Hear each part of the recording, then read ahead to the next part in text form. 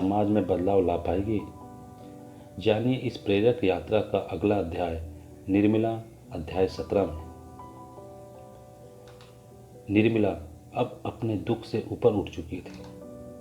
उसका जीवन अब दूसरों को संभालने में बीतता था।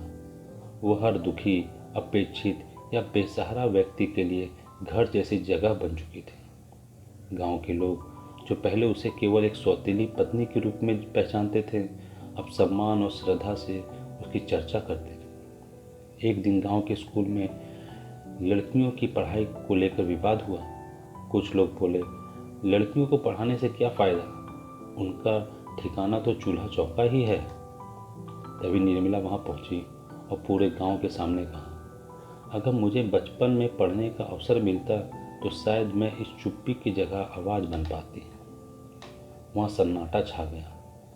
लोगों को पहली बार एहसास हुआ कि निर्मला की चुप्पी उसकी कमजोरी नहीं थी, उसका सबसे बड़ा उत्तर थी। उसी दिन गांव के स्कूल में लड़कियों के लिए अलग कमरा और अध्यापक नियुक्त किए गए, और यह सब एक चुप पीड़ित स्त्री की उठाए कदम की वजह से हुआ। निर्मला, जिसने अपने जीवन में सुनवाई नहीं पाई, अब दूसरों के लिए आवाज़ बन चुकी थी। क्या निर्मला अब सिर्फ एक पात्र नहीं, एक प्रेरणा बन चुकी है? क्या उसकी चुप्पी ने समाज को बोलना सिखा दिया? जानिए इस सामाजिक संघर्ष के आगे की गाथा निर्मला, अध्याय 18 में। अब गांव की हर महिला निर्मला से सलाह लेने आने लगी थी। चाहे किसी की बेटी का विवाह हो या किसी के बेटे का नौकरी में दाखिला, सब कहते, निर्मला दीदी जो कहेगी वही ठीक होगा। लेकिन इस इज्जत के पीछे जो अकेलापन था, वो सिर्फ निर्मला जानती थी। एक दिन गांव के पटवारी की विधवा कमला आई और कहा, दीदी मेरे पास कोई सहारा नहीं है, मुझे आपके साथ रहना है। निर्मला मुस्कुराई, पहली बार बहुत हल्के से, और बोली, तुम रहोगी तो मैं भी थोड़ा कम अकेली हो जाऊंगी। अब निर्मला के घर में कमला और वह पहली विधवा लड़की भी थी, और तीनों मिलकर जैसे एक नई दुनिया बुन रही थी। वे सुबह बच्चों को पढ़ाती, दोपहर को गांव की औरतों के साथ मिल बैठती और रात को एक दूसरे की पीड़ा बांट लेती। तुलसीराम अब बहुत बूढ़े हो गए थे। वे अक्सर निर्मला को देखकर सोचते, जिसे मैं कमज़ोर समझता था वही अब सबका सहारा है। पर वे कुछ नहीं कहते थे, बस एक बार बोले, निर्मला अगर मेरे जैसे लोग ना होते तो तुम्हारा जीवन और भी ऊंचा होता। निर्मला ने सिर झुका लिया और सिर्फ इतना कहा, बाबूजी जीवन जहाँ है वहीं ऊंचाई भी है, बस मन नीचा ना हो। क्या निर्मला का यह सशक्त स्वरूप अब समाज की एक नई पहचान बनेगा? क्या दर्द और सेवा मिलकर एक नई दिशा रच सकते हैं? जानिए इस प्रेरक गाथा का अगला भाग निर्मला, अध्याय 19 में। अब घर में 3 औरतें थीं। तीनों अलग अलग उम्र की, अलग अलग पीड़ाओं से गुजरी, लेकिन एक दूसरे की छांव बन चुकी थी। निर्मला अब भी सबसे पहले उठती।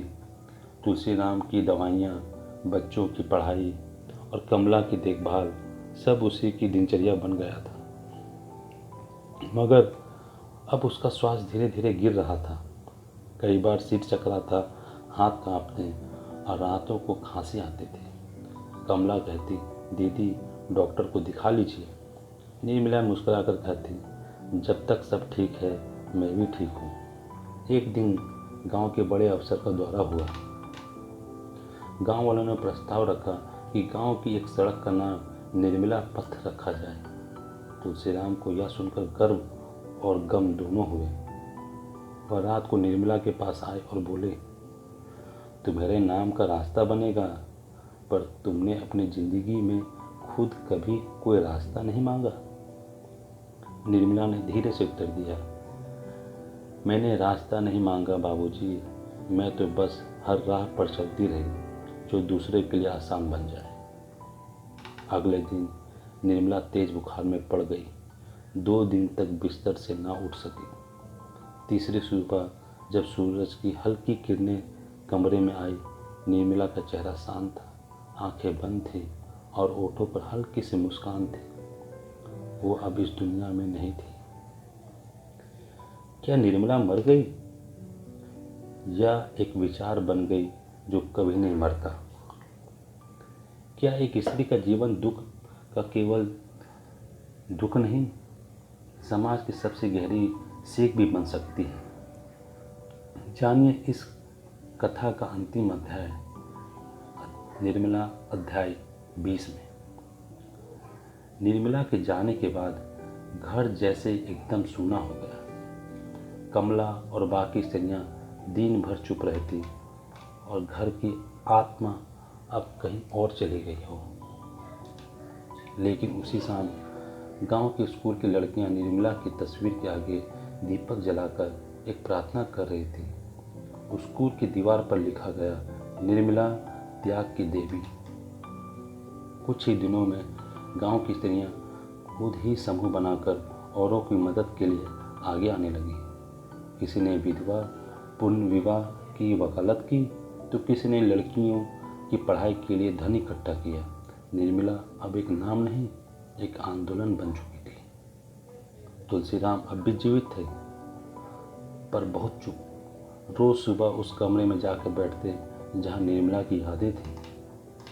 एक दिन उन्होंने कमला से कहा, मैंने उसे कभी समझा ही नहीं, वो दुनिया से चले गई और अब लगता है वो ही मेरी दुनिया थी। कमला ने उत्तर दिया, वो आज भी है बाबूजी, हर उस स्त्री के भीतर जो अपने हक के लिए खड़ी होती है। और सच यही था, निर्मला अब एक स्त्री नहीं, एक प्रेरणा बन चुकी थी। आपने अभी अभी सुना मुंशी प्रेमचंद की कालजयी रचना निर्मला। पूरी कहानी एक सांस में, एक आवाज़ में। यह कहानी अब खत्म हो चुकी है, लेकिन निर्मला आज भी समाज की हर गली, हर आंगन और हर मन में जिंदा है। अगर यह कथा आपको छू गई हो तो कृपया चैनल शब्द से सुने को सब्सक्राइब करें और इस वीडियो को उन सभी तक पहुंचाएं जिनके दिल में साहित्य, संवेदना और सच्चाई की कद्र है। हम फिर मिलेंगे एक नई कहानी, एक नई यात्रा के साथ। तब तक शब्द से सुनते रहिए। धन्यवाद।